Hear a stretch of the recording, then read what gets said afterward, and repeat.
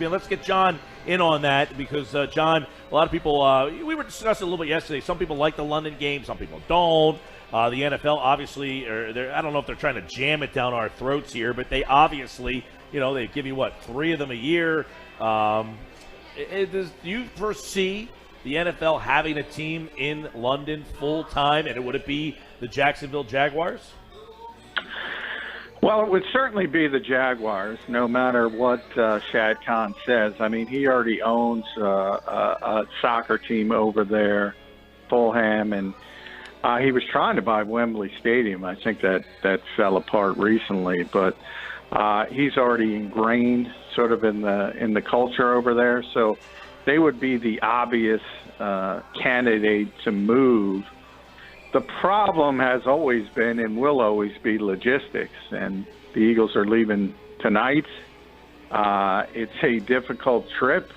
You can imagine having a team there, 8 trips, 8 road games, 8 home games, everybody going back and forth. I don't know if the logistics add up. The other idea the league has had to play a full season in London, but every team having a game. So everybody rotating and having one game, but playing a full schedule in London.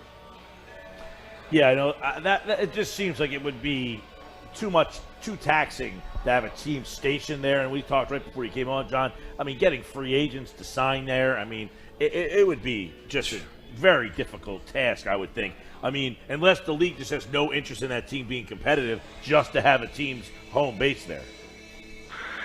Yeah, I mean, more than the free agency thing, I do think it is. The logistical issues and the travel is the bigger problem. It would just be too difficult on that particular team being the only one over there. Free agency tends to revolve around money and winning.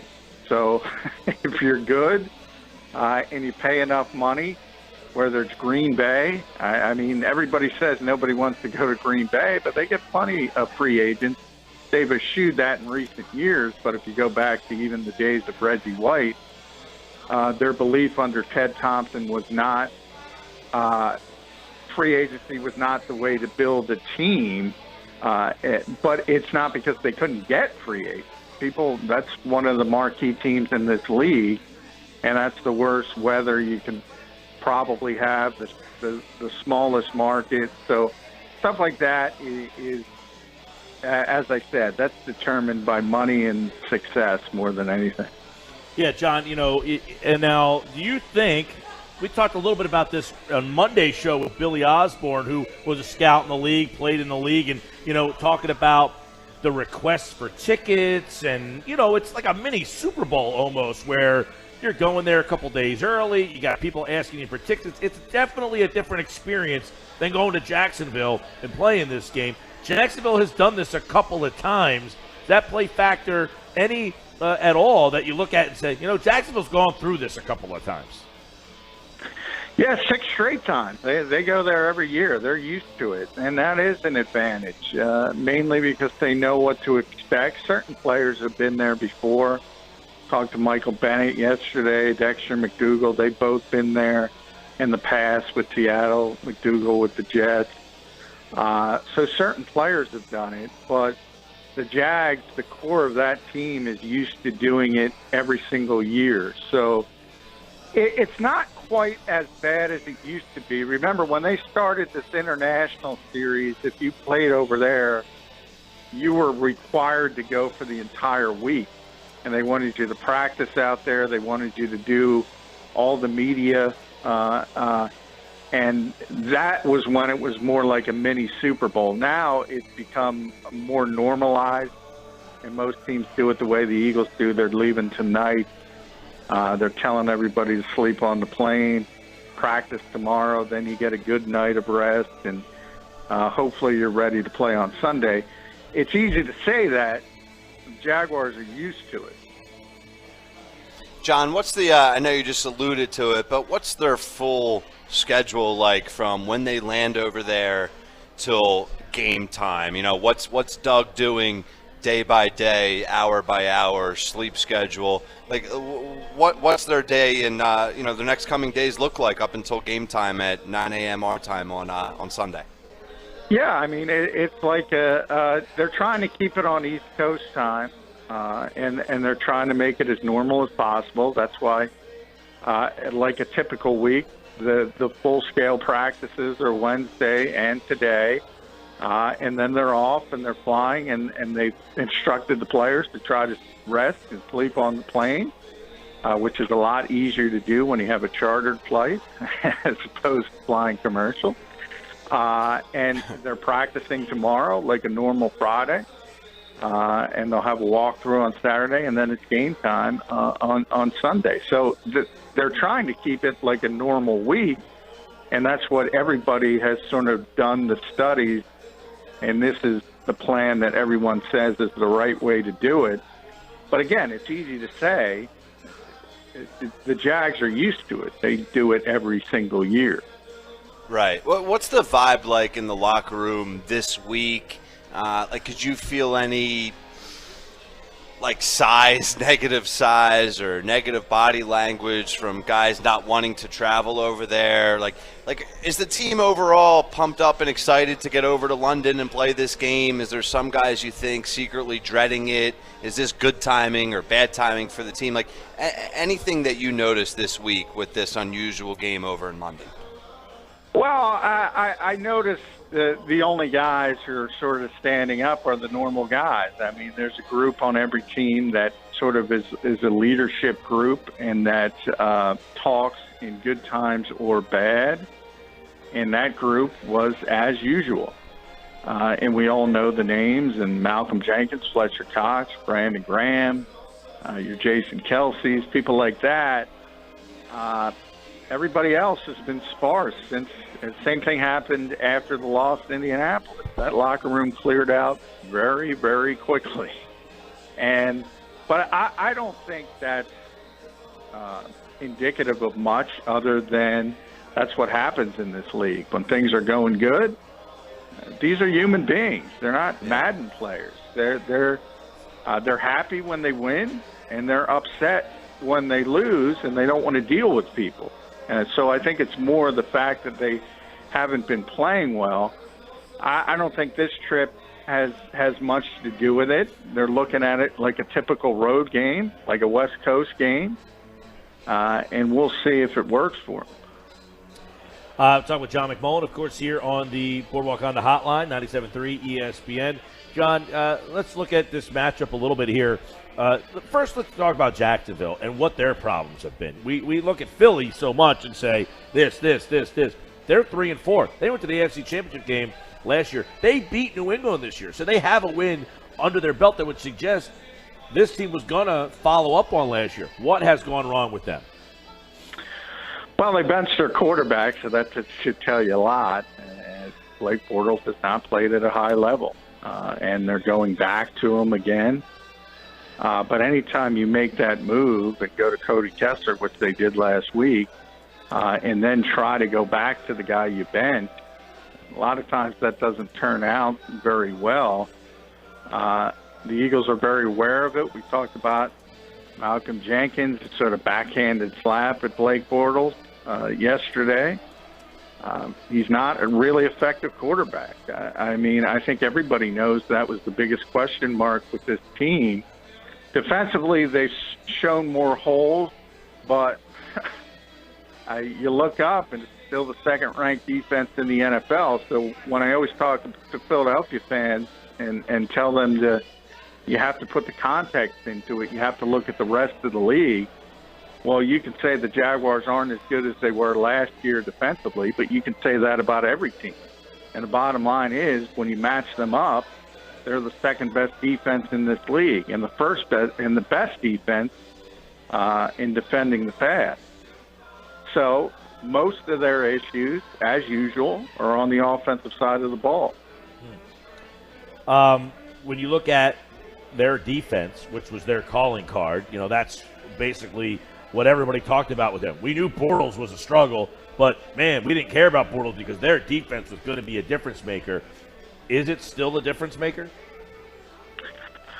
Well, I don't think it's as good as it was last season, but I don't think anybody did. The rules have changed. It's more difficult to play defense. So Right. I think it's sort of like the professor grading on a curve. Is it as good as last year? No. But is it better than everybody else in the class? Everybody except one. So, I mean, when you compare it, it's good. But you kind of understand in this league that if you're on a particular game day and your opposition has a quarterback that is playing well, that can pass protect, you're kind of up against it. And that's the Jaguars and everybody else. Well, and you know, that's a discussion we had on Monday's show. I know that sometimes Ryan and I don't see eye to eye on this. You know, I get it. Make a play. You give up 21 points in the fourth quarter. You definitely deserve to be criticized. But overall, the Eagles have the 5th best points per game in the league. I don't know what more you want them to do. Yeah. Under the rules, John. Under the rules. Like, I get it. Like, I'm taking the rules into account when I'm formulating my opinion. Like, I get the league doesn't want you to give up under 20 points a game. Exactly. And I've been using that word this entire season. I've been telling you guys again and again and again, context. When you look at it, when you're myopic and you just look at your team, you might think it's bad. But when you compare it to everybody else, all of a sudden it's not that bad. And it's actually well above average. That's difficult for people to do. I understand that. But when you look at the Eagles, and there's plenty of blame to go around for this start, I think you're going to place more of the blame on the offensive side of the football not producing. Yeah, I understand that, John. And staying on the defensive side of things, what do you expect Jim Schwartz to be dialing up come Sunday? Because, listen, he doesn't like the blitz a ton. He hasn't been blitzing a whole lot, but it seems like the blueprint potentially, and let me know if I'm wrong on this, for the Jaguars, especially with their quarterback situation, is to send the house. I mean, not literally, but get Bortles under pressure, get Kessler potentially if we see him at all, if there's a bench, and get him under pressure. So what does the defense do Sunday to continue to cause struggles for that Jaguar offense? Well, no, I mean, I don't think you're going to see a lot of blitzing. A, it's not in Jim's nature. He doesn't want to do that. B, the strength of this team remains the front four, and they're banged up on the secondary. Sidney Jones is not traveling. He's already been ruled out. He's not going to London. A couple others as well we'll get to in a minute. Yeah, Corey Graham didn't practice again today. He's probably not going to play. So you still have and Rodney McLeod obviously out for the year. So you still have a rookie 4th-round pick that came in as a slot cornerback and is now playing safety. You got Dexter McDougal, who's the nickel back, who was on the street a couple weeks ago. That means you can't play a lot of man-to-man coverage, is what that means. That's the realistic place that Jim Schwartz is in. And that means you got to play a lot of zone, and that means you can't blitz that much. But for people who are upset by that, I'll also remind you, when the Eagles had those guys, and they weren't banged up, and they did blitz, they haven't been that successful this year. And I go back to Deshaun Jackson, Corey Davis, Adam Thielen. Think about all those plays. All those plays were on the blitz. And it's sort of, you're damned if you do, you're damned if you don't. The fans are not happy when, Deshaun Jackson is streaking for a touchdown or Adam Thielen's going for 70 yards. But they want him to blitz. And they did blitz. And that's why those big plays occurred. So it's, as I said, it's difficult to make a decision, but when you don't have Sidney Jones and you don't have Corey Graham and you don't have Rodney McLeod, it's really not that difficult to make that decision. You can't blitz a lot. John, you got, as you mentioned, alluded to, no Sidney Jones, no Sproles again. Is there any plan for Sproles? Like, okay, we have the bye week coming up, and then, boom, we're going to have him fresh and ready to go for the back. I can't believe that he has been out 8 weeks with this. Yeah, I think it's unfair to Darren Sproles, number one, because the Eagles have taken on, when it comes to injury this year, this whole, and it started with Carson Wentz, this whole competitive advantage nonsense and trying to fool teams. And then you have a hard worker like Darren Sproles, and you have an entire city questioning him and saying, why isn't he back on the field? Why isn't he back on the field?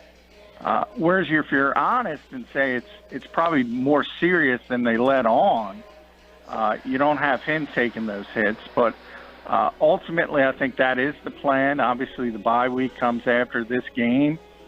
If he's not on the field after the bye week, then, you got a real serious issue. But I expect him back after the bye week. Mm-hmm. Hey, they signed Pumphrey, okay? I'm not trying to pump Pumphrey up here a bit, but when they drafted him, the anticipation was he was the replacement for Sproles, right? And I know last year we were saying, look, this guy's not anywhere close to being in the Sproles, number one, ability, number two, size. I mean, Pumphrey's 5'8", 179 pounds. My question is, just by comparison, I look, Tyreek Hill is 5'10", 185. He's not a big dude. So is there a role for Pumphrey as that guy, as a guy that just get him the ball in space and let him wiggle around? I mean, I watch Kansas City. Those guys aren't big, but they are tough to bring down, man. Yeah, I mean, you're talking I'm about not saying he's Tyreek Hill.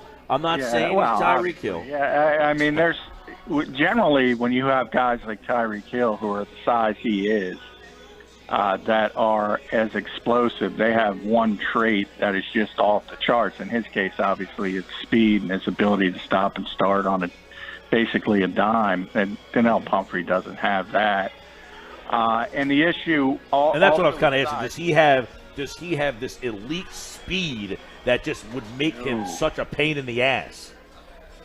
No, not at all. I mean, he's not slow by any stretch of the imagination, but you expect to have a really a 4.4 guy or even faster like Tyreek Hill when you're that small. He's not that.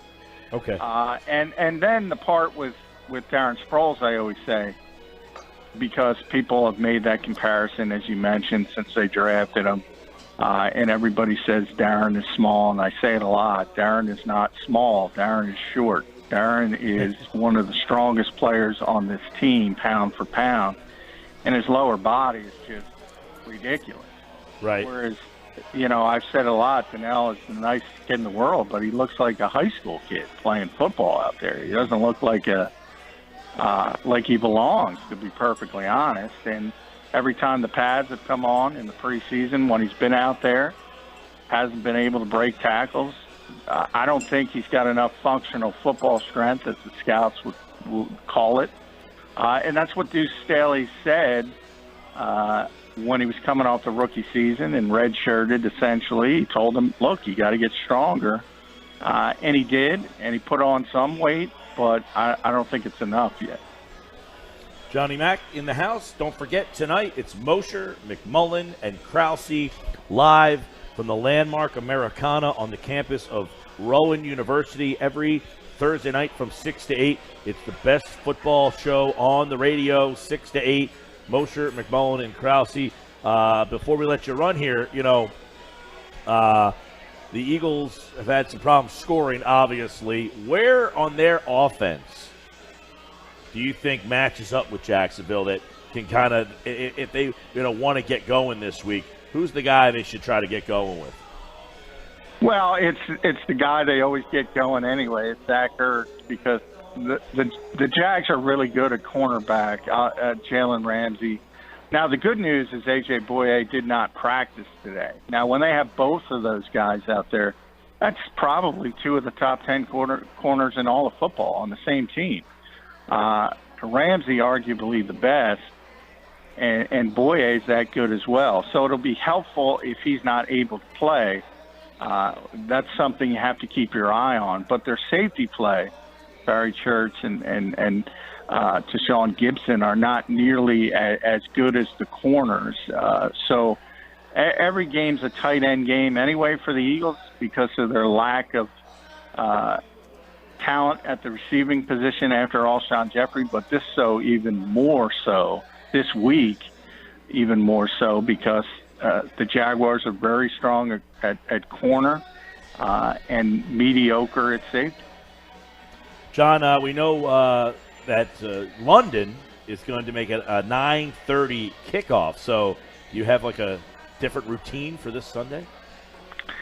Well, I'm usually up early anyway, but it's a little pain in the you-know-what to have a football game at 9:30 in the morning. But it's even more of a pain for you guys. You guys got to do kegs and eggs.